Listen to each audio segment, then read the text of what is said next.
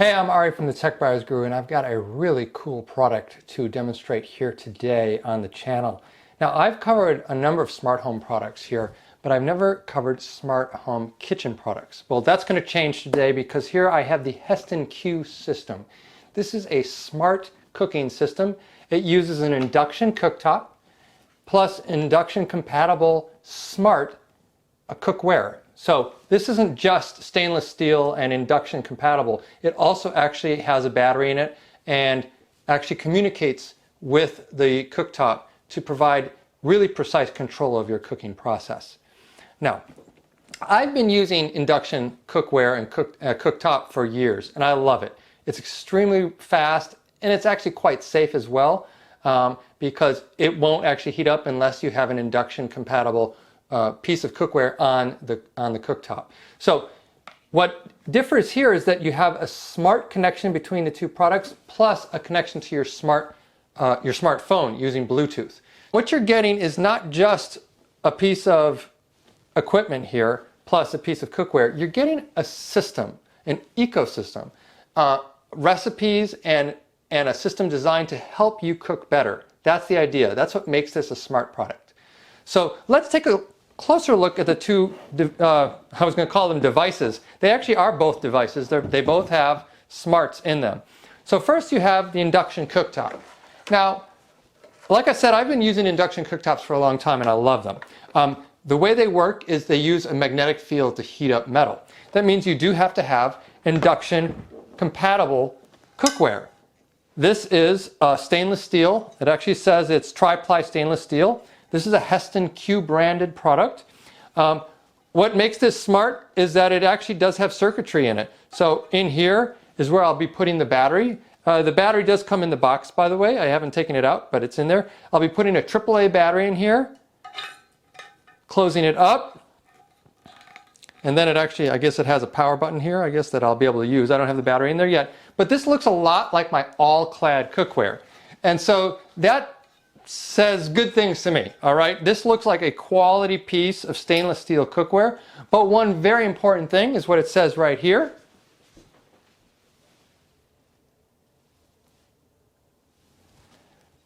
Unlike typical stainless steel cookware, you cannot put this in the oven because, of course, it has a battery in it, right? So you don't want to cook your battery. So don't treat this like you would a standard stainless steel frying pan. So I'm very curious to see what the communication is between the cooktop and the frying pan. I don't see any, obvious wires coming out of this. I don't know what makes this smart. I don't know why this needs a battery, but we're going to find out soon enough. The cooktop connects to the smartphone, so I'm going to actually go ahead and plug this in. I'll be back in a second to show you the setup of the app. All right, I actually have the cooktop plugged in. I'm going to go ahead and put the battery in the frying pan. Let's see what happens. Let's see, okay.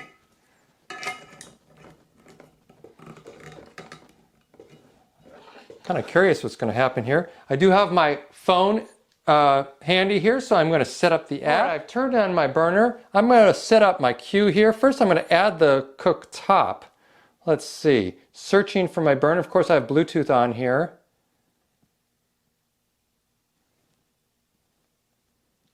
Okay, it turns out that I actually needed to turn on my GPS for this to work. Now that's one of the frustrating things I have about the standard that smartphones have adopted, that to use Bluetooth you need your GPS enabled. It's really frustrating. But anyway, I did not have my GPS enabled and it wasn't finding it. As soon as I turned my GPS on, Bluetooth started working. So I found my burner, right?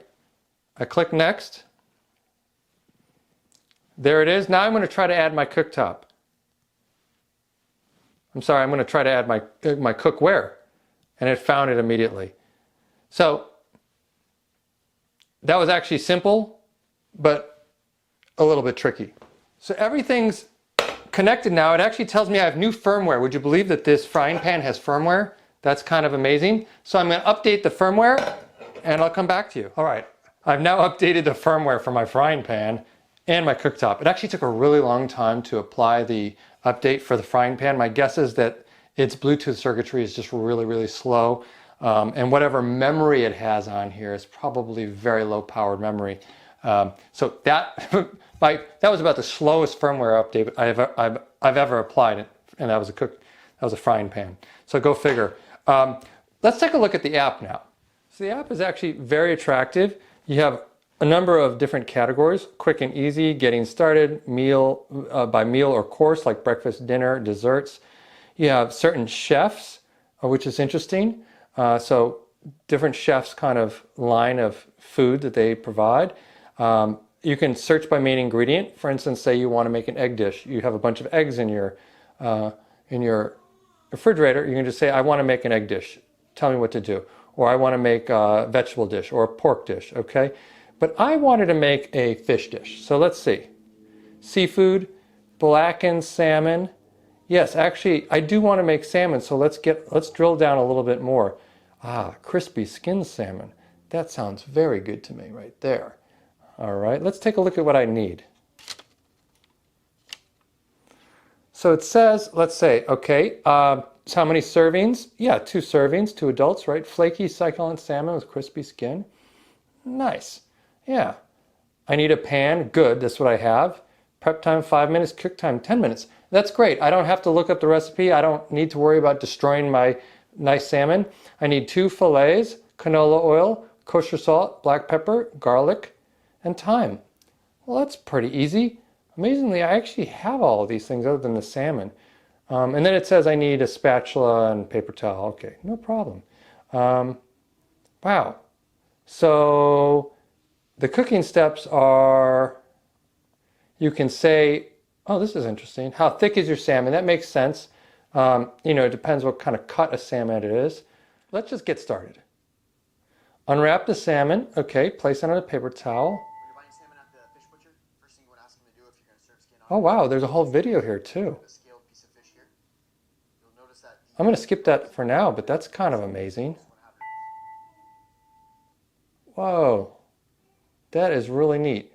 So they're showing you, yes, place the pan on the burner. How thick is your salmon?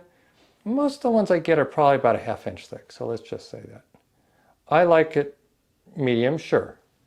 Next step, you push the power button on your burner and push the next button. Okay, I'll go ahead and do that right now.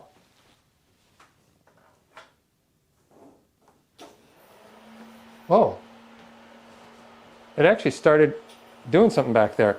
Now, of course, I'm not going to cook right now. This is not my kitchen, but I'm just showing you what it tells me. It says tilt the pan to coat evenly the oil, dry the salmon, and season the salmon. We're going to use sea salt. And then it's preheating the pan right now. I'm actually going to stop it because I'm not going to be cooking right now, but let's see. Oh yeah, that's pretty hot. In fact, it's cooking the sticker that's on here.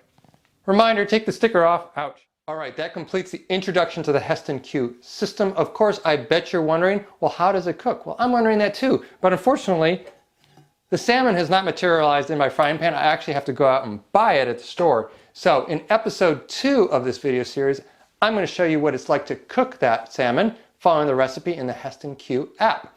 I'm really curious to see if it actually teaches me something or if it does it on its own. Like, what does it really mean to have a smart cooktop? I don't know yet. I haven't tried it. But like I said, I will show you that in episode 2. So stay tuned. Until then, I'm Ari from the Tech Buyer's Guru. If you like this video and you like this type of content, please like and subscribe, and I will catch you next time.